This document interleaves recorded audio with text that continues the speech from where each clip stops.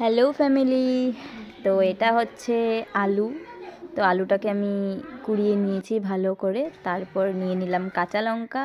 কাঁচা লঙ্কা আমি অনেকগুলো নিয়েছি, যেহেতু আমাদের ঘরের সবাই ঝাল খেতে খুব ভালোবাসে, তার জন্য কাঁচা লঙ্কাটা কেটে নিয়েছি। আর পেঁয়াজটা আমি আগে থেকেই কেটে নিয়েছিলাম।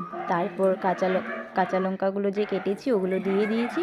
তারপর একটু নুন দিয়েছি, তারপর দিলাম লঙ্কা গুঁড়ো, হলুদ গুঁড়ো, তারপর একটু জিরে দিয়েছিলাম, তারপর দিয়েছি কর্নফ্লাওয়ার দেওয়ার পর উপর দিক দিয়ে একটু ব্ল্যাক পেপার দিয়ে দিয়েছি, আর সয়া সস দিয়েছি, চিলি সস দিয়েছি।